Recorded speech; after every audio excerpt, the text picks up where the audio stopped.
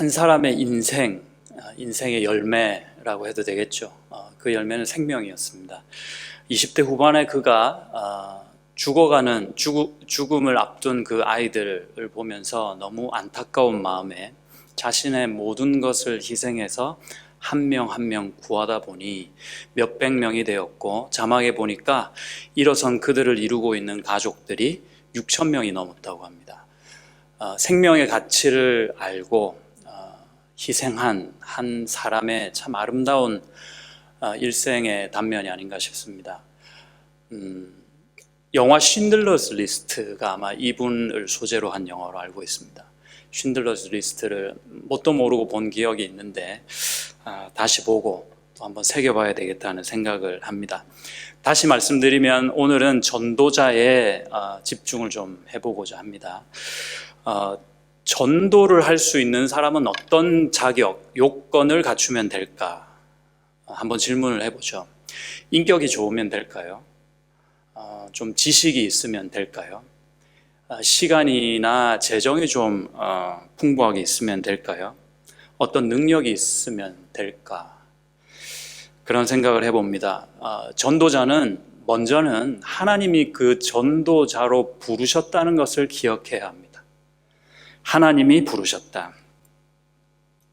여러분이 만약 어느 기업에 중진으로 회사의 홍보대사를 채용을 해야 된다, 한 명 뽑아야 된다 해가지고 이력서를 쭉 받아봤어요. 이력서를 쭉 보니까 한 사람의 이력서가 이렇습니다. 이 사람은 배운 게 너무 많아요. 사실은 필요한 잡은 학사 학위 하나 정도면 되는데 박사가 막 한 3-4개 이렇게 있는 거예요. 그런데 이 사람이요, 고집이 너무 세요. 성격이 또 괴팍해가지고 누굴 만나면 자꾸 싸움을 거는 거예요. 그래서인지 결혼도 못했습니다. 극우 민족주의자입니다. 다른 나라, 다른 민족은 일단 배척하고 얕보고 시작하는 그런 사람입니다. 그리고 결정적으로 이 사람은 살인자입니다. 아니, 이런 사람은 우리 회사의 얼굴로 홍보대사로 이렇게 채용을 하기가 쉽지가 않겠죠. 위에 나열된 그런 내용이요, 하나님 나라라는 회사, 그 회사의 홍보대사로 채용이 된 사도 바울의 스펙입니다. 여러분, 하나님은 그런 사도 바울을 채용하셔서 당신의 나라를 선전하셨습니다. 바울 스스로 생각할 때, 아니, 낙하산도 이런 낙하산이 없어요. 어떻게 나 같은 사람을 이런 좋은 회사에 홍보대사로 채용을 할 수 있을까? 하나님의 특별한 낙하산, 이해가 안 됐을 겁니다. 그럼에도 그는 복음을 깨닫고 점점 깨달아가니 하나님의 그만큼 깊이 있는 은혜를 알 수 있게 된 것입니다. 그래서 사도 바울은 로마서 10장에서 이렇게 고백합니다. 로마서 10장 13절, 누구든지 주의 이름을 부르는 자는 구원을 받으리라. 아니, 나 같은 사람도 구원을 받고 나 같은 사람도 채용이 됐는데 안 될 사람, 못 될 사람이 누구겠느냐, 이렇게 생각하는 거죠. 14절 보십시오. 그런즉 그들이 믿지 아니하는 일을 어찌 부르리요? 듣지도 못한 일을 어찌 믿으리요? 전파하는 자가 없이 어찌 들으리요? 15절 같이 읽겠습니다. 시작. 보내심을 받지 아니하였으면 어찌 전파하리요? 기록된 바 아름답도다. 좋은 소식을 전하는 자들의 발이여 함과 같으니라. 오늘 본문 말씀 이사야에서 나온 하나님의 그 예언적인 말씀을 사도 바울이 신약에서 인용해서 자신의 어떤 하나님께서 주신 자신에게 있는 하나님의 은혜를 반추하면서 다시 재해석한 글이 오늘 지금 방금 읽으셨던 로마서 10장 말씀입니다. 바울은요, 내가 어떠해서 하나님이 부르신 게 아니다, 내가 요만큼이라도 잘나서 하나님이 나를 사용하시는 게 아닐 거다 라는 사실에 누구보다도 확신이 있던 사람임에 틀림없습니다. 누구든지, 그러니까 주의 이름을 부르는 자는 구원을 얻을 것이다. 누구든지 그 예수의 이름을 믿는 사람은 하나님이 마다할 리가 없다. 왜요? 나 같은 사람도 부르시고 구원하셨거든요. 그 하나님의 이 부르심에 감동한 전도자 바울이었습니다. 그래서 오늘 14절 15절에서 보시면은 이 사람들이 믿으려면 들어야 될 텐데, 이 사람이 들으려면 누군가는 가서 전파해야 될 텐데 하는 빚진 자 의식으로 일생을 살았던 그입니다. 빚을 졌다고. 내가 받은 이 복음을 하나님께는 못 갚으니까 어떻게 해요? 하나님이 사랑하는 또 다른 누군가에게 갚아야지. 안 갚으면 잠이 안 와. 뭐라도 하면서 그걸 갚아야 살 수 있는 그런 사람이었습니다. 단순한 억지가 아니라요, 바울 내면, 바울의 마음 깊은 곳에서 우러나오는 뭐랄까요, 강렬한 의지의 사람, 의지가 있었던 겁니다. 안 하면 안 되는 그런 거였죠. 지난주가 제가 이제 저희 교육자 안에서 이제 당직 일주일마다 돌아가는데 제가 당직이었어요. 그래서 제일 주 업무가, 당직 업무가 뭐냐, 뭐 쓰레기통을 잘 비워야 되고요. 그 다음에 새벽 기도회 때 조금 일찍 나와서 문을 열어놔야 됩니다. 기도회가 시작하기 전에. 근데 제가 제가 목요일인지 금요일인지 정확히 기억이 안 납니다만은 어느 한 날 문을 딱 그러니까 제가 깜짝 놀랐어요. 저쪽 문을 여니까 한 집사님이 그 깜깜한 새벽에 기다리고 계신 거예요. 네, 문 열기를 기다리고 계시더라고요. 근데 이제 제가 속으로 나는 정말 알람 1, 알람 2까지 해놓고 꾸역꾸역 일어나가지고 시간 맞춰서 오는 것에 급급한데 이분은 나보다 훨씬 앞서 계신 거예요. 저는 속으로 그랬죠. 왜 그러실까? 뭐가 다르길래 그게 가능할까? 그랬습니다. 이유는 간단합니다. 뭐였을까요? 기도하고 싶어서입니다. 기도가 고픈 거예요, 이분은. 네. 기도가 고픈 분이셨습니다. 오는 화요일이면 성인 알파가 시작되는데요. 알파는 예수님을 잘 소개하는 장입니다. 여러분들 잘 아시다시피 어제 한 알파 헌신자 우리 집사님에게 제가 질문을 드렸습니다. 집사님은 알파 이번이 몇 번째 이렇게 섬기고 헌신하는 중이세요? 그랬어요. 집사님이 이제 쓱 웃으시더니 제 1차 알파의 게스트로 오셨대요, 이분이. 그리고 1차 알파 게스트에 오셨는데 그때요 내가 너무 좋더라고요. 그래요. 그 이후로 2차부터 이제 오는 24차가 되거든요. 계속 헌신자로 섬기신다는 거예요. 그런데 그 표정이 1차에 얼마나 은혜를 받았을까 내가 쉽게 짐작할 수 있을 정도로 밝으시더라고요. 평소에 이분이 아주 무뚝뚝하신데 내가 1차에 왔는데 너무 좋더라고요. 이 한마디, 이게 계속 제 머리에 어젯밤에 맴돌았습니다. 저는 또 속으로 그랬습니다. 뭐가 그리 좋았을까? 참고로 저는 알파 담당자입니다. 뭐가 그리 좋다고 저렇게 그러실까? 처음 왔는데 얼마나 좋던지 그 말이 계속 맴돌았습니다. 여러분, 신앙은 억지가 아니라 의지라고 생각합니다. 수준 높은 신앙은 어떤 노력으로 되는 신앙도 있고 그것이 가치 없다는 말이 아닌데, 수준 높은 신앙은 어쩌면 노력보다는 내 마음의 원함으로 되어지는 신앙 아닌가 생각합니다. 하나님이 부르심이 확실하다면 가능한 일이라 생각합니다. 저는 여러분이 기도가 고파지시기를 축복드립니다. 저는 여러분이 여러분 안에서 복음이 사랑스러웠으면 좋겠습니다. 할렐루야. 말이 쉽지 어떻게 하면 이게 가능하겠습니까? 복음이 뭐가 그렇게 간절히 원하고 사랑하는 어떤 그런 대상이 될 수 있을까요? 어떻게 하면? 문제의 핵심은 뭐냐? 아느냐, 모르느냐의 차이입니다. 전도자는 복음을 아는 자입니다. 다시 말해 그 복음의 가치를 아는 자입니다. 마태복음 13장 44절을 한번 보시면요, 한번 읽을까요? 같이 시작. 천국은 마치 밭에 감추인 보화와 같으니 사람이 이를 발견한 후 숨겨두고 기뻐하며 돌아가서 자기의 소유를 다 팔아 그 밭을 사느니라. 아멘. 보통은 이 말씀에서 우리가 그 밭에 있는 보화를 발견해야 된다라고 강조하기가 쉬운데 이 말씀의 본뜻은 그렇지가 않죠. 그러니까 이 말씀 안에서 밭을 강조하는 말씀입니까? 아니면 그 밭의 보화를, 다시요. 밭에 있는 보화를 강조한 말씀입니까? 아니면 그 보화를 발견한 사람이 강조되고 있습니까? 그 밭에 보화가 감추어져 있다는 것이 강조됩니다. 왜 그러냐면 그림을 하나 보시죠. 저는 항상 그림만 봤습니다. 당연한 얘기인데요. 1905년에 발견된 원석입니다.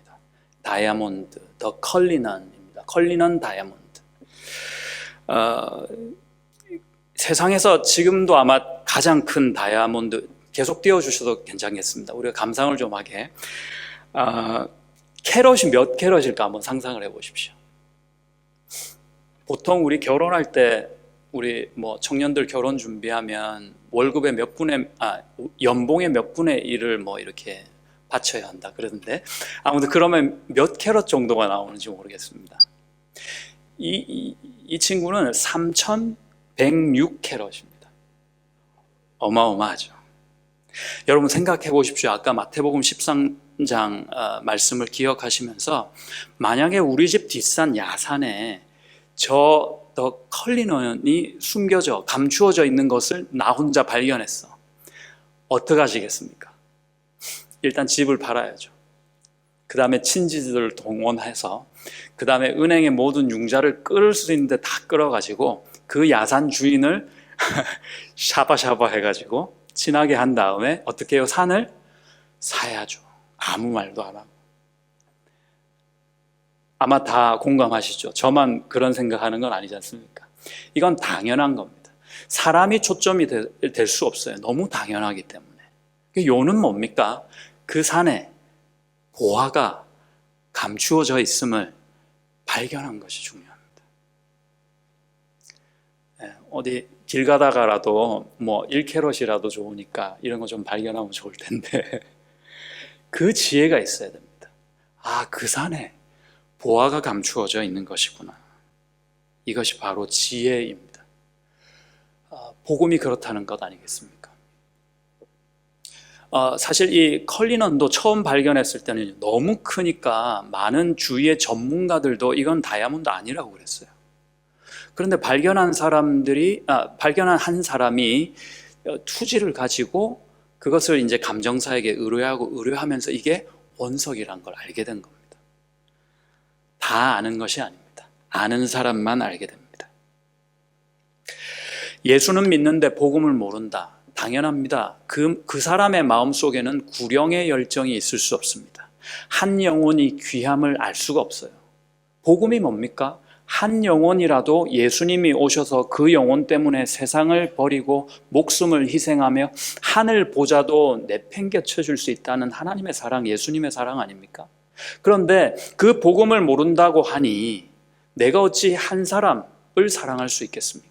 어떻게 그 사람을 바라보면서 불쌍할 수가 있겠냐고요. 그렇지 못하겠죠. 당연합니다. 다이아몬드 원석이 아닌 것 같으면 그냥 빛나는 돌일 뿐일 것입니다. 누가 절반의 그 산을 사겠다 하면은 냅다 팔 수 있는 그런 사람이 될지도 모르겠습니다. 안타까운 일이죠. 예수를 믿는데 복음을 모른다. 너무 아이러니한 말입니다. 어떻게 이것을 회복할 수 있을까요? 어떻게 내가 그 가치를 좀 더 깊이 깨달으며 살 수 있을까요? 방법은 무엇일까요? 하나님의 영이 해결해 주셔야 합니다. 할렐루야. 하나님이 성령으로 우리 마음 가운데 감동 주시고 지혜 주시지 않으면 우리는 절대로 지식으로 머리로는 알 수 있습니다. 말로는 할 수 있을지 모릅니다만은 여기서부터 우러나온 진실한 고백은 안 나옵니다. 하나님의 영이 답입니다. 전도자는 성령 충만이 필수입니다. 본문 이사야 52장을 다시 보시면 이 말씀은요, 회복의 메시지입니다. 시온이라고 하는 산이죠, 산. 시온이라고 하는 하나님의 산, 다윗의 산입니다. 그것은 예루살렘을 상징하고 있습니다. 그래서 이 예루살렘과 교회를 말하고 있는데, 그 시온산과 예루살렘이 애굽이나 아수르나 바벨론 이방에 의해서 짓밟히고 회파되고 있는 모습, 그것이 너무나도 오래된 것이죠. 그래서 하나님의 선민 백성들은 포로 생활을 하고 있습니다. 비록 그 예루살렘 성 안에 있을지라도 식민 지하에 있었다는 겁니다. 그런데 이사야서 40장 이후부터 하나님은 회복의 메시지를, 위로의 메시지를 시작해 주십니다. 그렇게 쭉 가다가 지금 52장까지 오게 되는 것인데요, 이제 때가 되었으니 여호와 하나님이 포로된 것, 식민된 것 또는 압제당하는 것에서 다 해방시키고 자유를 주는 은혜를 시작하겠다 하는 회복의 메시지입니다. 1절을 보십시오. 1절 제가 읽겠습니다. 시온이여 깰지어다, 깰지어다, 내 힘을 낼지어다. 거룩한 성 예루살렘이여 내 아름다운 옷을 입을지어다. 이제부터 할례받지 아니한 자와 부정한 자가 다시는 내게로 들어옴이 없을 것입니다. 이방인들이 들어와가지고 하나님을 예배했던 그 성전을 회파하고 신성모독을 하며 하나님께 조롱을 하며 그들을 목에 이런 이상한 걸 채워가지고 종부리듯 부리고 있는 그때 하나님은 이 말씀을 하시는 겁니다. 깨어라 하는 겁니다. 깨어나라. 깨어나야 하는 사람은 자고 있어서 깨어나야 할 수도 있습니다, 여러분. 그러나 너무 힘들고 어려워서 눈을 못 뜰 정도로 힘든 처지에 있는 사람도 있을 수 있습니다. 상관없이 우리 주님이 지금 그들을 흔들어 깨우시겠다는 겁니다. 이제 내가 회복할게. 나의 산 시온아 일어나라. 나의 거룩한 성 예루살렘아 이제는 일어나라. 나의 백성 이스라엘아 이제는 깨어나라. 하나님의 음성입니다. 자력으로는 도저히 일어날 수 없는 우리를 하나님께서 막 흔들어서 깨우시는데요, 목이 막 그냥 뒤젖혀질 정도로 막 흔들어 깨우시는 겁니다. 일어나야지, 일어나야지, 내가 너를 회복하겠다 하시는 말씀입니다.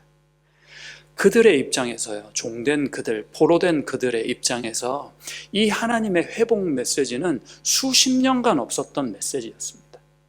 얼마나 새롭고 얼마나 그들 가슴 가운데 기뻤을까요? 그런 의미에서 이제 이 생각을 가지고 이제 7절을 다시 한번 보시죠. 7절을 보시면 우리가 흔히 복음 들고 산을 넘는 자에서 어떻게 적용들 하셨어요? 내가 복음을 들고 이렇게 가는 길이 험난하기 때문에 이런 험한 산을 이렇게 꾸역꾸역 지나서 열심히 전도해야지, 이런 말씀으로 이렇게 좀 우리가 적용이 쉽게 되셨는데, 사실은 처음부터 있었던 이사야서 말씀은 그 말씀이 아닙니다. 사실 조금 반대적인 의미가 있어요. 보시면은 좋은 소식을 전하며 평화를 공포하면서 누군가 온다는 겁니다. 그렇죠. 나는 어디 있어요? 포로되어서 시온산 안에 있습니다. 예루살렘 성 안에 있는 거예요. 근데 나 아닌 내가 해결할 수 없는 이 문제를 해결하기 위해서, 그 소식을 전하기 위해서 누군가 바깥에서 온다는 겁니다. 좋은 소식을 들고, 내가 그 소식 들고 험한 산을 헤쳐나가는 게 아니라 그 산을 향하여 내가 있는 곳으로 누군가 하나님의 전령이 오신다는 겁니다. 그래서 그분의 발이, 여기서는 남성 단수입니다. 그 한 사람이, 그래서 그분의 발들이 어찌 그리 아름다운가 하는 고백입니다. 이건 메시아적 선포입니다. 여기서 좋은 소식은 다시 말씀드리지만 하나님이 이제 회복하겠다 하시는 말씀이죠. 드디어 하나님께서 압제에서 벗어나게 하시고 해방시키실 것이다 하는 이 좋은 소식을 가지고 그분이 오신다. 그분은 누구십니까? 예수 그리스도십니다. 하나님의 유일한 영원하신 전령 예수 그리스도십니다. 그래서 이 예수 그리스도를 믿은 바울이 나중에 로마서 10장에서 재해석을 하고 있습니다. 결론이 무엇이냐? 출발점은 하나님이시라는 겁니다. 아닙니다. 나에게 주어진 이 복음이라는 어떤 소재를 가지고 내가 어떤 험한 산을 헤쳐나가서 뭔가를 해야 되기 이전에 뭡니까? 그분이 먼저 복음으로 내 가슴에 확 들어오셔야 돼요. 그야 이 가슴에서 불이 붙고 이 불 붙는 것으로 입을 열면 그 안에 불이 막 나가는, 이게 전도입니다. 여러분, 예수님의 제자들을 한번 생각해 보시면, 제자들이 예수님에 대해서 오해를 갖다가 십자가에 돌아가시는 걸 보고 겁먹고 그 오해 때문에 등을 돌렸고요. 사흘 만에 죽은 자 가운데서 다시 살아나시는 것을 보고 만져보니까 정말로 이 예수가 메시아임을 확신하게 됩니다. 그리고 며칠 더 있었어요. 그분하고 40일이나 더 있었습니다. 한 달 넘게 그분 옆에서 그냥 꼭 아마 화장실도 따라갔을 것 같아요. 어떻게 그분을 한시라도 놓칩니까? 이 귀한 분을. 그러고 있다가 40일 마지막에 사도행전 1장에서 제자들에게 이런 말씀을 남기십니다. 이 제자들이 어떤 상태냐? 이제 막 그냥 온몸으로 아멘이야. 그리고 이제 막 문만 열면 뛰쳐나가서 전도할 이 태세가 다 돼 있어요. 그냥 막 가슴이 벙벙벙벙 뛰고 막 온몸이 뜨거운 그들에게 이렇게 말씀하십니다. 사도행전 1장에서 얘들아 어디 가지 마라 그럽니다. 지금 갈 때 아니다 그럽니다. 왜 못 가게 했을까요? 성령을 받아야 돼 하셨습니다. 유일한 조건이, 그들에게 남아있는 유일한 숙제가 성령 받는 것이었습니다. 자, 그러면 여러분은 이 성령을 받으셨습니까? 주저하지 마십시오. 받으셨습니다. 왜냐하면 예수님을 믿는 믿음으로 지금 이 자리에 계시잖아요. 그 믿음 누구 겁니까? 내 거 아니요. 하나님 겁니다. 보잘것없는 스펙 가지고 이력서만 내민 것 뿐인데 그걸 믿음으로 탁 채 가셔서 귀하게 여기시고 채용하신 다음에 넌 하나님 나라의 홍보대사다 하고 불러주신 그 하나님의 성령이 주신 믿음이라고요. 아멘이십니까? 아멘입니다. 그럼 이제 남은 것은 무엇입니까? 역시 성령입니다. 성령을 받았는데 왜요? 아니요. 받으셨으면 충만하셔야 합니다. 이 성령이 내 안에서 역사하시고 온전히 내 인생을 주장하시려면은 내 안에 계신 그 성령이 나를 압도하셔야 됩니다. 내가 아니야. 그렇게 돼야 합니다. 그것을 성령이 충만하다 이렇게 말씀하십니다. 성령의 충만을 날마다 입으십시오. 오늘 하나님은 본문에서 우리 말씀에서 분명히 말씀하시죠. 시온아 깨어라. 주님이 흔들어 깨워주시겠다는 겁니다. 어떻게 해요? 성령 충만함으로. 이것이 해답입니다. 누가복음 11장 13절에서 하늘 아버지께서 구하는 자에게 가장 좋은 것을 주시지 않겠느냐 하셨습니다. 에베소서 5장 18절에서 명령하시기를 오직 성령으로 충만함을 받으라 하셨습니다. 그러니까 성령으로 충만할 때 우리는요 작은 예수가 되는 겁니다. 그전에는요 척할 뿐이에요. 그전에는 막 애쓰고 노력하고 인내할 뿐입니다. 그러나 여기서는 안 나와요. 성령이 충만하면 내 의지가 성령의 의지와 동일시 되는 겁니다. 그 성령께서 나를 움직이고 주장하시게 되는 거죠. 내 입술로 그 성령이 원하시는 하나님의 소원인 복음이 선포되어지게 되는 것입니다. 바울이 이 사실을 딱 깨닫고 나니까 이사야서 52장 7절을 그렇게 설명하는 거예요.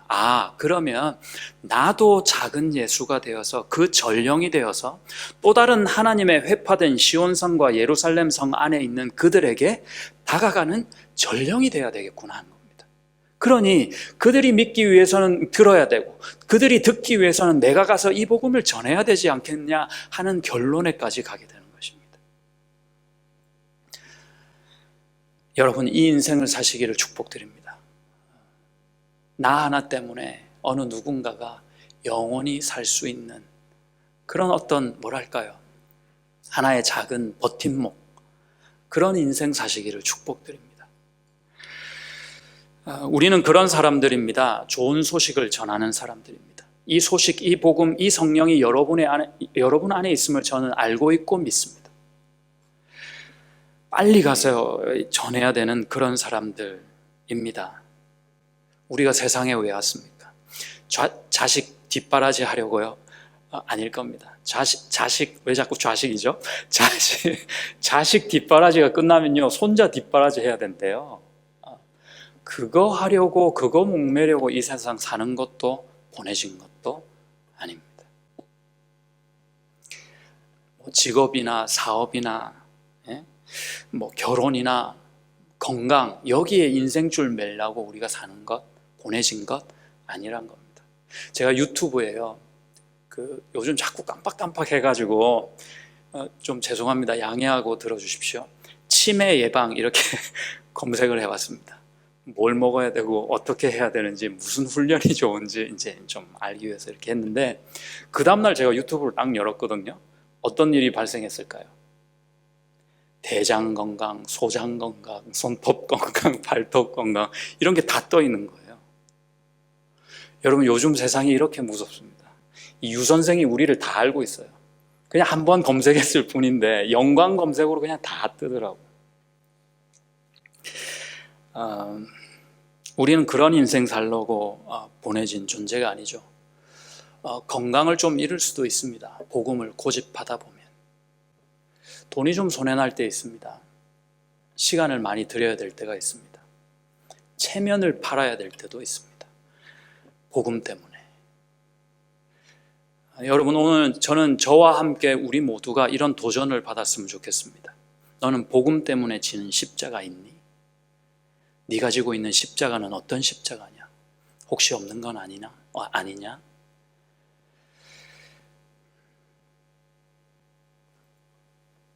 지금 천국 가도 후회 없을 나라는 존재가 2020년 오늘 하루를 사는 이유는 무엇일까?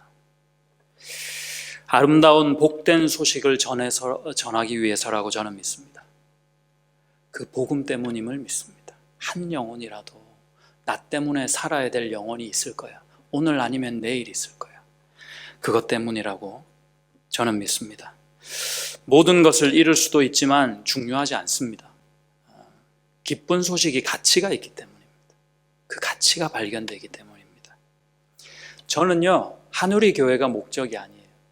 목적이라니까 좀 이상한데요, 이 교회에서 저를 통해서 나오는 복음이 제 목적입니다. 그리고 가능하면 조금 더 큰 소리로 그 복음을 전하고 외치는 것이 제 목표입니다. 가정이나 일도 마찬가지 아니겠습니까? 시온아 깰지어다. 여러분 깨어나십시오. 우리 깨어나야 합니다. 주님이 이제 회복하기를 원하시기 때문입니다. 어떻게 깨어나실까요? 3가지죠. 주님이 나를 불러주셨구나.